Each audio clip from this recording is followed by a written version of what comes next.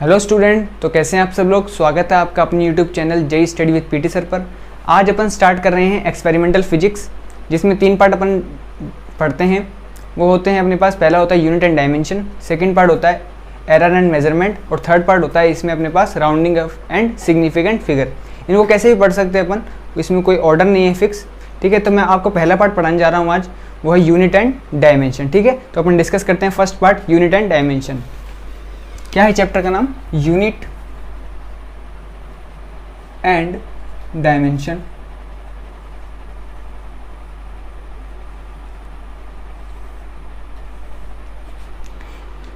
ये चैप्टर मैं आपको लगभग 10 से 15 मिनट में ख़त्म कर दूंगा। ये उन्हीं बच्चों के लिए जिन्होंने इसको एक बार पढ़ रखा है या फिर इसको जो रिवाइज करना चाहते हैं। ठीक है, जिन्होंने बिल्कुल भी नहीं पढ़ रखा है उनके लिए बिल्कुल भी वीडियो नहीं है। ठीक है, you can skip this video immediately. Okay, तो यूनिट एंड डायमेंशन अपन पढ़ते हैं। पहले सबसे पहले इस चैप्टर में फिजिकल क्वांटिटी के बारे में। क्या पढ़ते हैं? Physical quantity.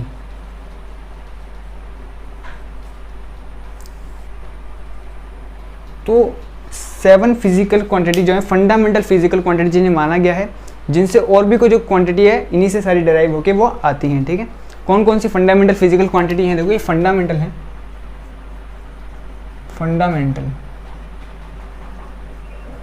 Fundamental physical quantity 7 हैं। ये अपन इसको लिखते हैं 1 बाय 1।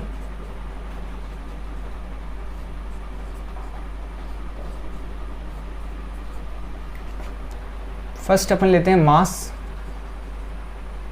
मास, length, time, temperature, mole, current,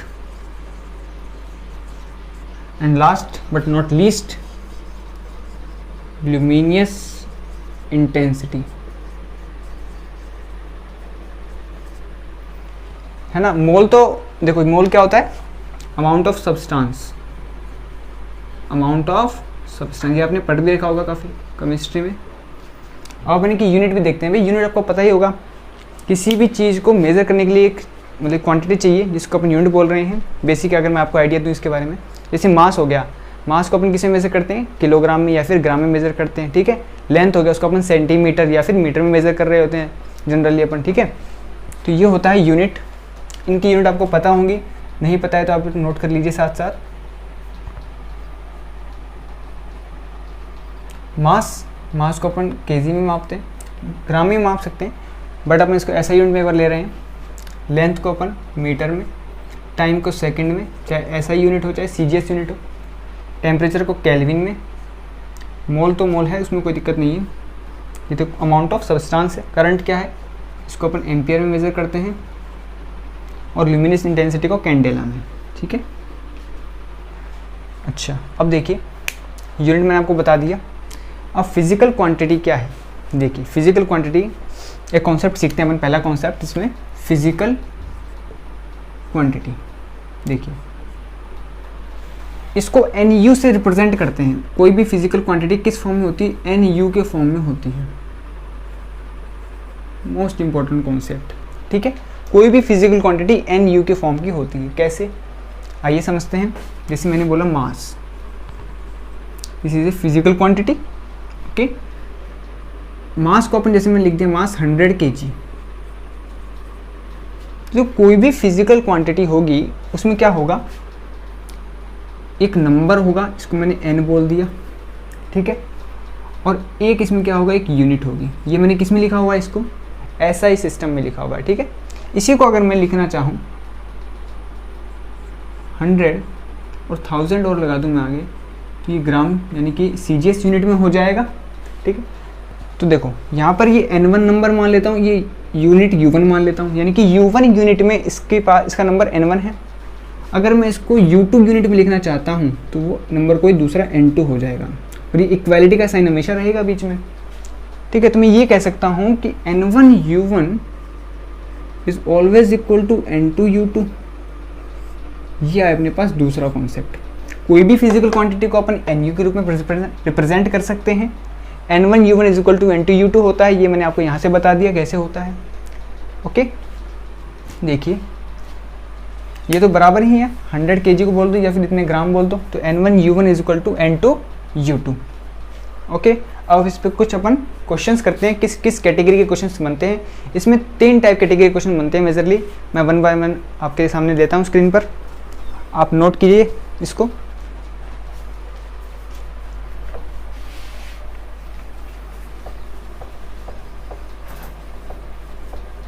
चलो मैं क्वेश्चन से पहले आपको एक बात और बता दूं, डायमेंशन के बारे में बता दूं। देखो जैसे मैंने बोला वेलोसिटी, वेलोसिटी होता है dx/dt, ये होता है। अच्छा देखो वेलोसिटी तो हमारे कहीं फिजिकल फंडामेंटल फिजिकल क्वांटिटी में नहीं आ रहा, तो ये किस में आएगा, डेराइव्ड में आएगा। ठीक है, तो देखिए ये क्या है, डिस्टेंस या फिर डिस्प्लेसमेंट बोल दो आप, ये हो गया लेंथ और ये हो गया अपने पास टाइम। ये दोनों की दोनों ही किस में, हमारी फंडामेंटल फिजिकल क्वांटिटी में है। तो वेलोसिटी की जो अपने पास यूनिट आएगी वो आएगी, लेंथ हो गया मीटर पर, टाइम होगी सेकंड। इस प्रकार से अपन यूनिट लिखते हैं किसी भी डेराइव्ड क्वांटिटी की।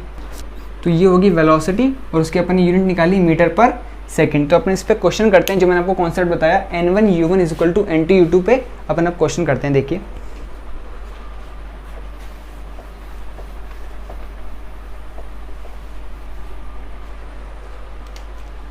क्वेश्चन करते हैं अपन, कन्वर्ट, फर्स्ट क्वेश्चन है convert 1 Newton into CGS, CGS से ठीक है एक ही बात है, convert 1 Newton into CGS।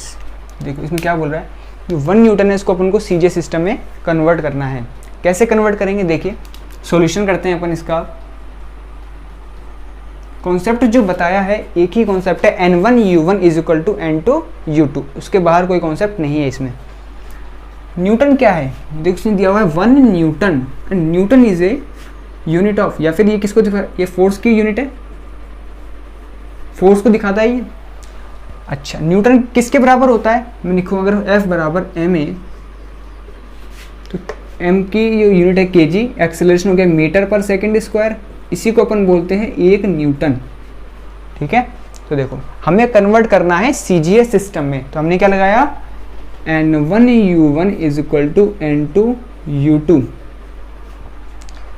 N1 1 है इसमें, U1 कितना है kg मीटर पर सेकंड स्क्वायर, N2 हमें निकालना है, और CGS मतलब कि CGS सिस्टम, तो kg को कैसे भी लिखेंगे अपन, ग्राम में, मीटर किस में होगा, सेंटीमीटर में, इसको कन्वर्ट कर लेंगे सेंटीमीटर में, और सेकंड तो सेकंड ही होती है CGS में भी। अब हमें इस N2 की वैल्यू फाइंड आउट करनी है। कैसे फाइंड आउट करेंगे, हमेशा क्या करना है आपको, इन दोनों यूनिट्स को कैंसिल आउट करना है।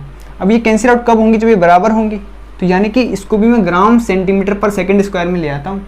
ठीक है, तो देखिए नेक्स्ट स्टेप क्या करते हैं अपन, किलो का मतलब क्या होगा, 1000 लिख लिया, ग्राम बच गया यहाँ पर। 1 मीटर में 100 सेंटीमीटर होते हैं, तो इसको 100 सेंटीमीटर में कन्वर्ट कर लिया, डिवाइडेड बाय सेकंड स्क्वायर तो सेम है। यहाँ पर देखो N2 अपन को फाइंड करना है, ग्राम सेंटीमीटर सेकंड स्क्वायर। देखो ग्राम सेंटीमीटर सेकंड स्क्वायर से gram centimetre second square cancel out हो गया, तो N2 की वैल्यू क्या आ गई अपने पास, N2 इज इक्वल टू 10⁵ ये अपना आंसर हो गया। आपने पढ़ भी रखा है कि 1 newton is equal to 10⁵ dyne होता है। जिसको याद है वेल एंड गुड, जिसको नहीं पता है पूरा प्रोसीजर से जाए। ठीक है, ये आपको याद भी रखना है। अगर ऐसा कोई और क्वेश्चन बनता है तो उसको इसी प्रकार से आपको प्रोसीड करना है। मैं सेकंड क्वेश्चन लेता हूँ आपके लिए, इसको आप नोट कीजिए।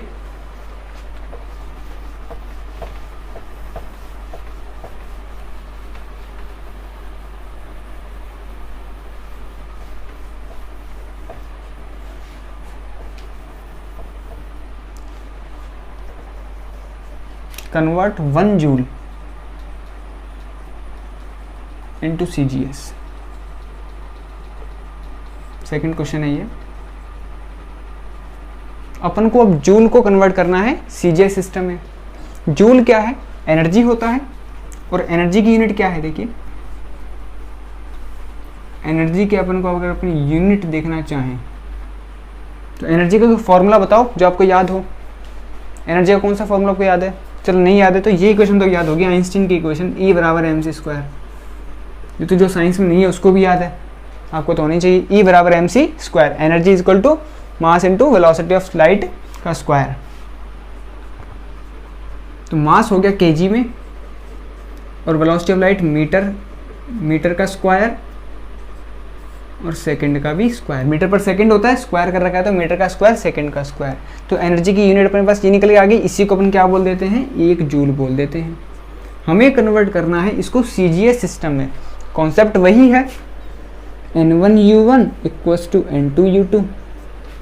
हमें दिया गया 1 जूल, तो N1 की वैल्यू 1 है और जूल को मैंने लिख लिया kg मीटर स्क्वायर पर सेकंड स्क्वायर में।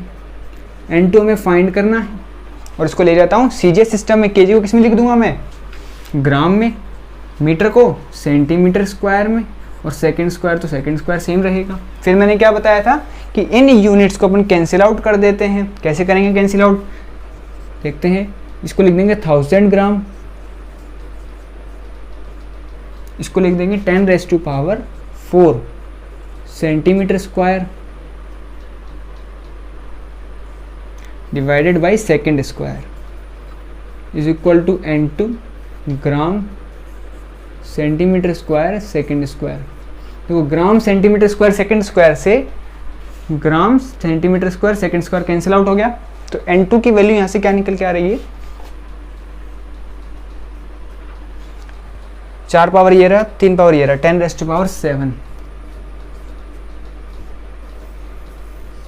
तो अपन बोल सकते हैं यहाँ से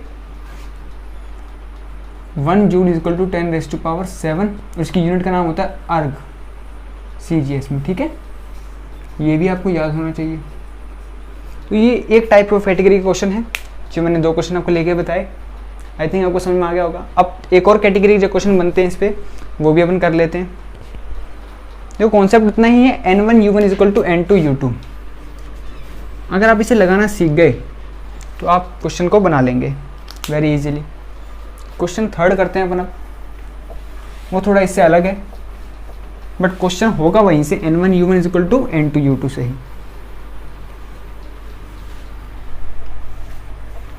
थर्ड क्वेश्चन लेते हैं अपन।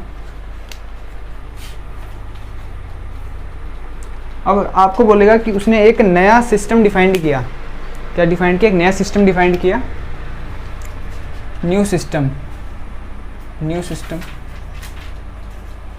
in a new system of unit। वहाँ क्या है, जो मास है, मास की यूनिट जो है वो है 10 ग्राम, जो लेंथ की यूनिट है वो है 10 सेंटीमीटर और जो टाइम की यूनिट है वो है 10 सेकेंड। डाटा कुछ भी हो सकता है, मैंने थोड़ा सा कैलकुलेशन सिंप्लीफिकेशन के लिए आसान लिया है। यूनिट दे रखी है, आपको पूछा जा रहा है convert 20 pascal into in new system of unit.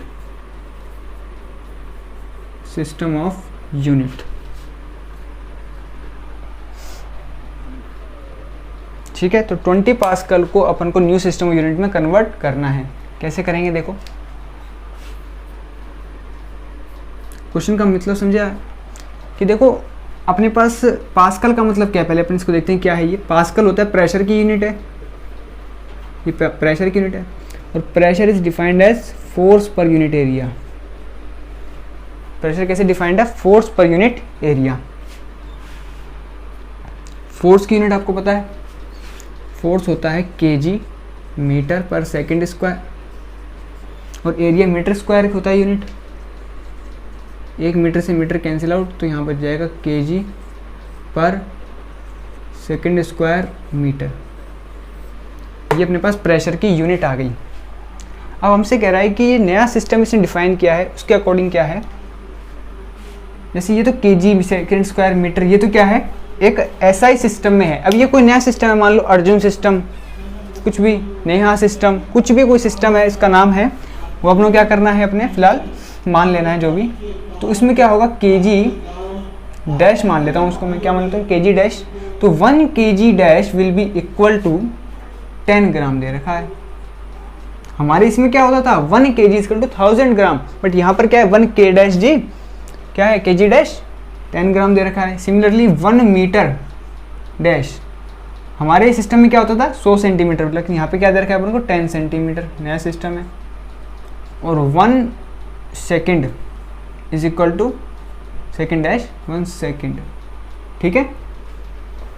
ये नए सिस्टम के अकॉर्डिंग अपन को इंफॉर्मेशन गिवन है।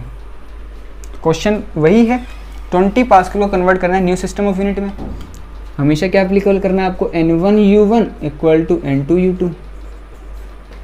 क्या दिया भाई 20, N1 की वैल्यू कितनी है 20, पास्कल की वैल्यू कितनी है kg सेकेंड स्क्वायर, या मैं ऐसे लिख दूँ metre second square, that will be equal to N2 जो हमें फाइंड करना है।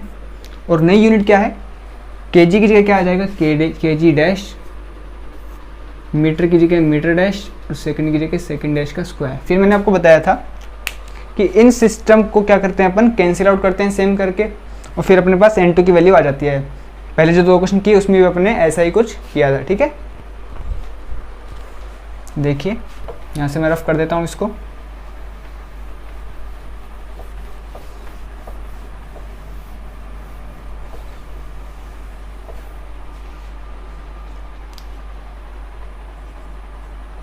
Twenty kg metre second square is equal to N2।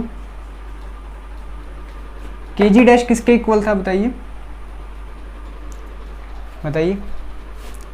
1 kg dash is equal to 10 gram, 1 metre dash is equal to 10 centimetre, 1 second is equal to 1 second dash is equal to 10 second. इसको भी हम पहले convert कर लें, क्योंकि हमें cancel out करना है दोनों तरफ। तो kg की जगह क्या लिख रहा हूँ मैं, 1000 ग्राम डिवाइडेड बाई मीटर की जगह 100 सेंटीमीटर, और सेकंड की स्क्वायर की जगह सेकंड स्क्वायर। अच्छा अब देखिए N2 kg dash is 10 gram, metre dash की वैल्यू 10 सेंटीमीटर, और सेकंड डैश का स्क्वायर यानी कि 10 का स्क्वायर 100 सेकंड। देखो gram centimetre second square, gram centimetre second square, second का स्क्वायर आएगा, ठीक है। ये कैंसिल आउट हो गया, हमारे पास बच गया 20 into 10⁻³ divided by 10⁻² is equal to N2 10/10⁻3। ये बचा, इससे ये कैंसिल आउट हो जाएगा, एक पावर 10 का बचेगा 200 इंटू 10⁻³ डिवाइडेड बाई 10। ये N2 का वैल्यू हो गया, तो N2 कम्स आउट 20 इंटू 10⁻3।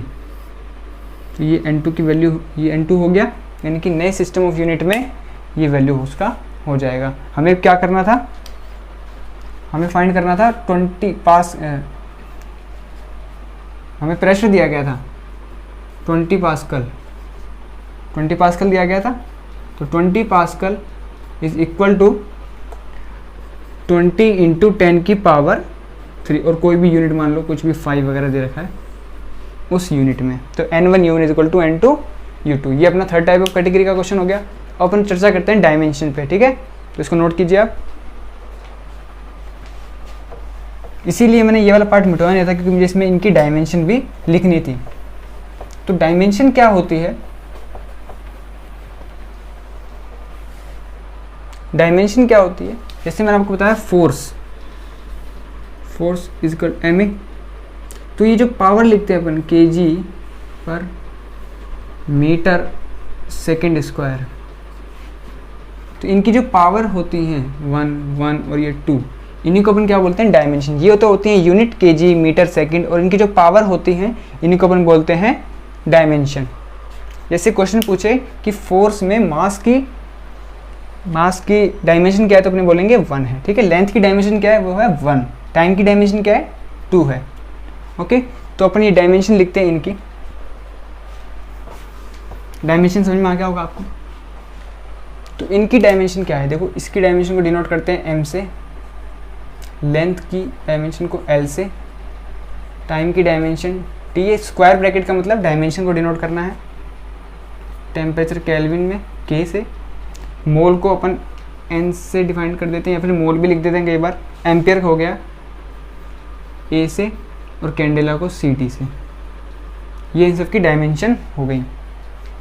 अच्छा, अब अपन क्या करेंगे, कुछ ये आपने नोट कर लिया होगा, कुछ जो काम आने वाली जो डायमेंशंस हैं वो अपन देखते हैं, जो अपने रेगुलर बेसिस पे काम आने वाली हैं। फोर्स की डायमेंशन हो गया, ओके। तो अपन देखते हैं फोर्स, एनर्जी, विस्कोसिटी वगैरह, इन सब की डायमेंशन कैसे निकालते हैं। देखिए पहले अपन बात करते हैं फोर्स की। फोर्स होता है मास इनटू एक्सेलरेशन। मास की डायमेंशन m, और एक्सेलरेशन हो गया मीटर पर सेकंड स्क्वायर, तो मीटर के लिए l, पर सेकंड स्क्वायर तो t की पावर -2। तो डायमेंशन आ गई m की पावर 1, l की पावर 1, t की पावर -2। कैसे निकाला मैंने एक बार फिर बता दूं आपको। मास की डायमेंशन थी कैपिटल M, और एक्सेलरेशन होता है मीटर पर सेकंड स्क्वायर, तो मीटर लेंथ है तो मैंने लेंथ लिखा, ठीक है, अपॉन डायमेंशन ऑफ टाइम का स्क्वायर, इसको ऊपर ले गया मैं, तो L1 t की पावर -2। इस प्रकार से मैंने यहाँ पे रख दिया इसको। तो ये होगी फोर्स की डायमेंशन। अब अपन देखते हैं कुछ और डायमेंशंस, जैसे हीट, वर्क, एनर्जी, टॉर्क। इन सब की डायमेंशन सेम होती है, और वो अगर आप निकालोगे तो वो आएगी m1 L2 t-2। कैसे निकालोगे,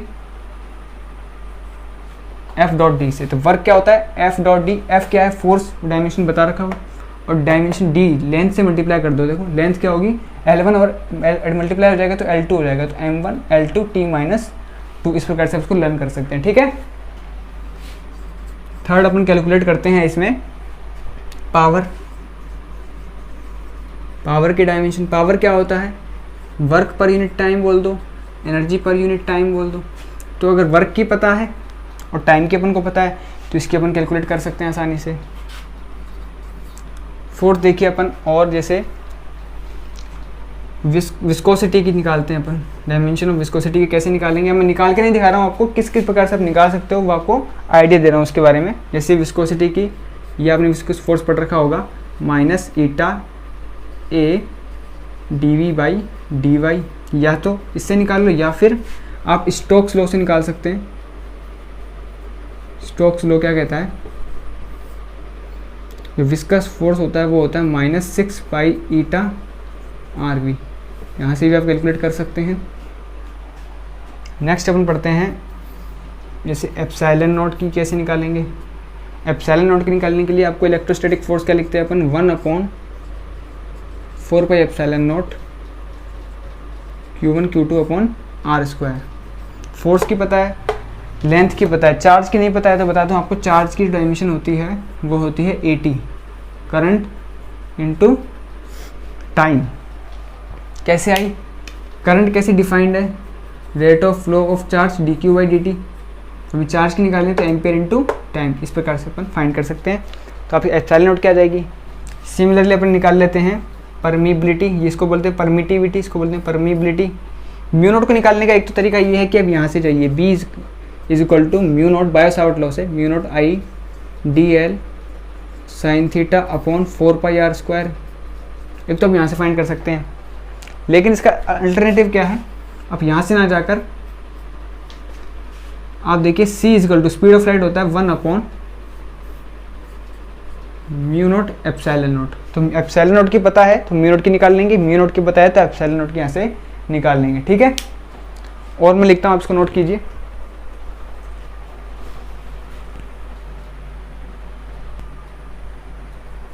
तो आपने नोट कर लिया होगा स्क्रीनशॉट लेकर।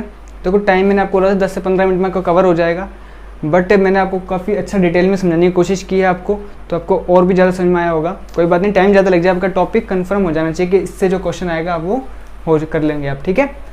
तो मैं कहाँ पहुँच गया था, मैंने फोर्स वगैरह की बता दी थी आपको, यूनिट डायमेंशन।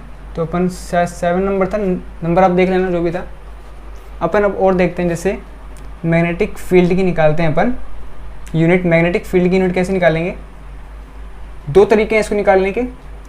या तो चार्ज पे लगने वाला फोर्स, चार्ज पे लगने वाला फोर्स क्या है, F = Q × V cross B।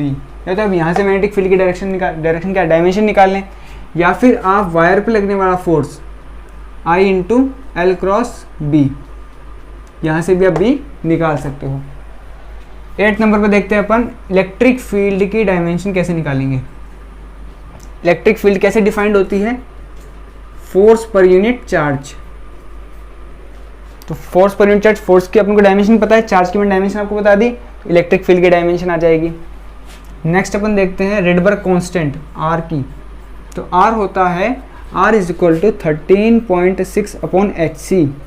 मैं H की नहीं बताइए, प्लैंक कांस्टेंट की। प्लैंक कांस्टेंट कैसे निकालोगे आप, पहले अपन प्लैंक कांस्टेंट डिस्कस कर लेते हैं, H। तो एनर्जी जो होती है वो होती है hc/λ। Lambda is a wavelength, ये की लेंथ है इसकी dimension. c is a velocity of light metre पर सेकंड स्क्वायर, इसकी पता है। एनर्जी की मैंने आपको बता दी, तो यहाँ से h की आ जाएगी, ठीक है। यहाँ से अपन h की निकाल लेंगे, h की निकाल लेंगे तो यहाँ आप यहाँ रख देंगे, तो यहाँ पे 13.6 की तो कुछ होगी नहीं। h की आपको पता है, c की आपको पता है, तो R रेडबर्ग कांस्टेंट की भी आपके पास डायमेंशन आ जाएगी। और अपन डिस्कस करें, जैसे आपने पढ़ा होगा एनर्जी जो कैपेसिटर में स्टोर्ड होती है वो कितनी होती है, ½ CV², या फिर उसको QV/2 बोल देते हैं, या फिर उसको अपन और कौन सी फॉर्म में बोलते हैं, या फिर उसमें इंडक्टर में स्टोर्ड एनर्जी ½ Li²। तो ये क्या है, एनर्जी है। तो एनर्जी की आपको डायमेंशन पता है, तो अगर इसको इस फॉर्म में भी दे दे तो आप इसको सॉल्व कर सकते हैं। 13 नंबर देखो, रेजिस्टेंस की आप डायमेंशन याद रखें, रेजिस्टेंस की डायमेंशन याद रखनी है आपको। वो डेराइव वो कहते हैं ρL/A से, वो कोई जरूरी नहीं है। क्या होती है रेजिस्टेंस की डायमेंशन, MLT A 1 2 3 -2, ठीक है, ये आपको याद रखनी है। अब अपन देखते हैं और क्या चीज़ अपने पास, रेजिस्टेंस की, या फिर आप ऐसे भी निकाल सकते हो रेजिस्टेंस की। देखो रेजिस्टेंस या फिर कैपेसिटेंस देखते हैं सबसे पहले। कैपेसिटेंस = RC होता है, या फिर अपने देखते हैं विश्रांति काल या फिर relaxation time, τ = RC। τ = RC। R की अपन को पता है, कैपेसिटेंस क्या आ जाएगी यहाँ से यूनिट। अच्छा, τ = होता है L/R, यहाँ से इंडक्टर की भी आ जाएगी। τ इज ए टाइम कांस्टेंट। और अपन देखते हैं, काफ़ी सारी कवर कर दिया मैंने, लगभग सारी की सारी, और जो याद आ रही है मैं देख रहा हूँ आपके लिए, आई थिंक सारी कवर हो चुकी हैं। अगर और कोई भी बीच में याद आएगी तो मैं आपको लिखवा दूंगा, ठीक है। तो नेक्स्ट टॉपिक पे चलते हैं अपन।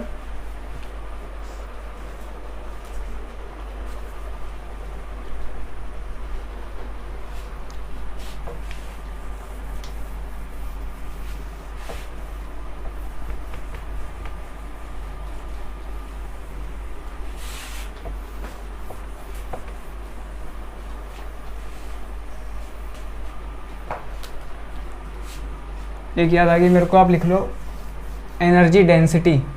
एनर्जी डेंसिटी होती है energy per unit volume, ½ ε0 E² या फिर B² μ नोट, सबकी मैंने आपको लिखवा रखी है। तो एनर्जी डेंसिटी की डायमेंशन आप निकाल लोगे, ठीक है। अब बात करते हैं अपन डायमेंशन की। इसमें और कैसे क्वेश्चन बन सकते हैं, ये तो क्वेश्चन मैंने आपको यूनिट बता दी। क्वेश्चन कैसे बनेगा, क्वेश्चन आपसे बनेगा, आपसे पूछेगा कि जैसे आपको एक एक्सप्रेशन देगा, पावर = अल्फ़ा बीटा ई की power minus beta into T, मान लो ये आपको दे दिया, ठीक है, ये एक्सप्रेशन दे देगा। यहाँ पे ये पी पावर है, पी किसको डिनोट कर रहा है, पावर को, ये एक्सपोनेंशियल फंक्शन है। इससे पहले अपन को एक रूल पढ़ते हैं अपन डायमेंशन पे। क्या रूल है, कुछ ज़्यादा लंबे चौड़े रूल नहीं है। डायमेंशन क्या है, अरे देखो जैसे मास है तो मास को मास के साथ ही अपन ऐड कर सकते हैं, सब्ट्रैक्ट कर सकते हैं या फिर कंपेयर कर सकते हैं, ये पहला रूल हो गया, ठीक है। फर्स्ट रूल मैंने आपको बता दिया। सेकंड रूल जो है वो होता है कुछ जो क्वांटिटीज़ हैं उनकी यूनिट तो होती है बट डायमेंशन नहीं होती है, ठीक है। यूनिट तो होती है, डायमेंशन नहीं होती है। जैसे एग्जांपल के लिए मैं लूँ आपके, कोई भी ट्रिग्नोमेट्रिक फंक्शन है, कोई भी एक्सपोनेंशियल फंक्शन हो गया, लॉगरिथमिक फंक्शन हो गया, अपने पास एंगल हो गए, ये जो क्वांटिटीज़ हैं इनके पास यूनिट तो है बट डायमेंशन नहीं है। जब भी मैंने बोला था कि इस चैप्टर का नाम यूनिट एंड डायमेंशन आपको मिल जाएगा, कई लोग बाग लिख देंगे यूनिट एंड डायमेंशन, बट मैं इस चैप्टर का नाम लिखता हूँ यू डी एंड यू, क्योंकि एक स्टेटमेंट आता है कि जिसके पास यूनिट है क्या उसके पास डायमेंशन होना ज़रूरी है या नहीं है। जिसके पास यूनिट है उसके पास डायमेंशन होना ज़रूरी है या नहीं है, बताइए आप। यूनिट है और डायमेंशन होना जरूरी है क्या, नहीं, क्योंकि मान लो force is equal to mass into acceleration है, क्या उसमें करंट की कोई एम्पेयर की कुछ पावर आ रही थी, नहीं आ रही थी, तो वहाँ जीरो पावर थी, तो उसमें उसकी कोई डायमेंशन नहीं थी, है ना। इस प्रकार समझ सकते हैं, या फिर आप याद भी रख सकते हैं एंड का मतलब होता है दोनों चीज़ें होना, एंड का मतलब दोनों चीज़ें, यानी कि डायमेंशन अगर है तो यूनिट होगी ही होगी, बट अगर यूनिट है तो डायमेंशन हो ये कोई ज़रूरी नहीं है। एज ए स्टेटमेंट भी याद रख सकते हैं कि अगर कोई यूनिट है किसी की तो डायमेंशन हो ये ज़रूरी नहीं है, बट कहीं डायमेंशन है तो उसकी यूनिट ज़रूर होगी ही होगी। अब जैसे कुछ फंक्शन है, trigonometric function, exponential function, logarithmic function and angle. Angle भी आपने सुना होगा, प्लेन एंगल हो गया, प्लेन एंगल हो गया, और एक हो गया 3D एंगल, जैसे अपन सॉलिड एंगल बोल देते हैं, ठीक है। एंगल भी दो प्रकार के हैं, प्लेन एंगल, एक हो गया सॉलिड एंगल। प्लेन एंगल की जो यूनिट है, यूनिट वो होती है डिग्री या रेडियन में, और सॉलिड एंगल को देखते हैं अपन स्टे रेडियन में, स्टे रेडियन में।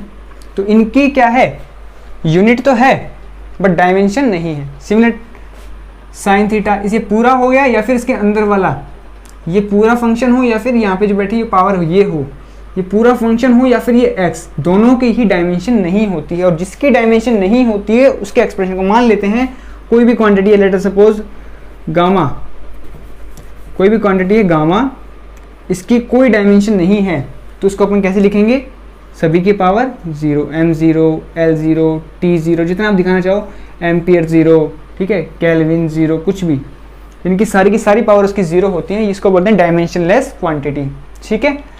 तो ये जो है कुछ बेसिक सी क्वांटिटी यूनिट हैं, चीज़ें जिनके क्वांटिटी जिनकी यूनिट तो होती है बट डायमेंशन नहीं होती है। अपने पास क्वेश्चन है कि power is equal to alpha beta into 10 e की पावर माइनस बीटा टी। हमसे पूछा जा रहा है find dimension of alpha and dimension of beta, ये हमसे पूछा जा रहा है। कैसे फाइंड आउट करेंगे, तो अपन को क्या करना है, हमें ये पता है कि ये पावर है। तो मैंने पहला रूल बताया कि जैसे मास को मास के साथ ही ऐड सब्ट्रैक्ट करेंगे और मास को मास के साथ ही कंपेयर करेंगे, इसी रूल से अपन कह सकते हैं कि पावर है, अगर इधर साइड पावर है और इक्वल टू का साइन ये दिखा रहा है कि पावर के बराबर में पावर ही लिखी जाएगी।